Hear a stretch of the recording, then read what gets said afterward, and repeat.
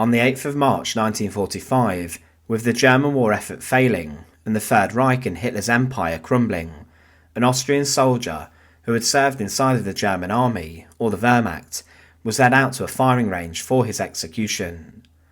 He had committed a crime which was deemed to have been one of the most serious during the conflict in the eyes of the Germans and the Nazis, and this was defeatism or desertion. There were many other Germans who were slaughtered by their own forces and men, and were executed for military offences such as this, and throughout history there had been many other executions for desertion. During the First World War, for example, the British Army shot over 200 Commonwealth and British forces for it, in what became known as the Shot at Dawn executions, but the Allies dealt with this much more leniently when compared with the Germans of the Second World War. Join us today as we look at the Austrian deserter's execution, and as always, to support our channel, please make sure to subscribe. Kurt Fuchs was born on the 27th of August 1919, and he was from the city of Graz. And as a young man he worked inside of the bustling nightlife scene in Austria, working as a bartender. However, Austria as a nation would be absorbed into the Nazi Empire and the Reich in March 1938. This annexation of the nation became known as the Anschluss, and it violated the Treaty of Versailles and showed the world that Hitler had large plans to unite German-speaking people all across Europe, and his territorial ambitions would soon plunge Europe into a Second World War in a matter of decades. Millions of people who lived inside of Austria considered themselves German, and Hitler had plans for the nation, and he outlined this in his book Mein Kampf. Inside of Austria, there were many supporters of Hitler and the Nazi Party, and they soon gathered a lot of popularity, and Austrian Nazis were encouraged to attack Jewish businesses and shops. The Austrian Nazis were working illegally inside of the nation, and they subverted a ban that had been imposed upon them, but Hitler gave the Austrian government a number of ultimatums in 1938. He said the Germans would invade the country if these were not met. The Austrian Nazis then took over the country without a shot being fired, and a vote was held which was rigged, and claimed that 99% of all Austrians were in favour of unification between them and Nazi Germany. There was a huge amount of anti-Semitic violence inside the land too, and many Jews were forced to clean the streets, and they were humiliated, and they found themselves under the persecution laws of the Nazis. But because of this unification between the two nations, thousands of Austrian young men were during the Second World War and before drafted into the German army, and they were forced to fight for the Wehrmacht. Many of these, of course, did not want to do this, and they did not want to take up arms against the Allies or the Soviets. Some held differing communist beliefs, but some just did not want to lay their lives down for an army which had in no uncertain terms invaded their land and their nation. They did not want to die in a war that they believed they had no support for. One of these men was Kurt Fuchs, who was drafted into the German Wehrmacht at the age of 19 in roughly 1939, but he would be far from a model soldier, and he regularly caused problems inside the German army. He would misbehave, and he was also in 1943 put on trial 4 times for different military offences. 2 of these offences were related to the unauthorised absences from the front line of going absent without leave, and because of this he was sentenced to 6 years inside a military prison. But during this time in the war, the Nazis were suffering, and the German army was being pushed back following the defeat of the Battle of Stalingrad.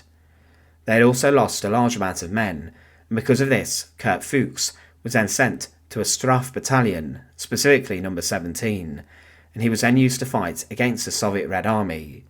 The Straf battalions were penal units in which prisoners from Germany were thrown into the fight, and these were not always the most well trained or well equipped, and they were at times ordered to go and conduct very dangerous missions which would result in almost certain death.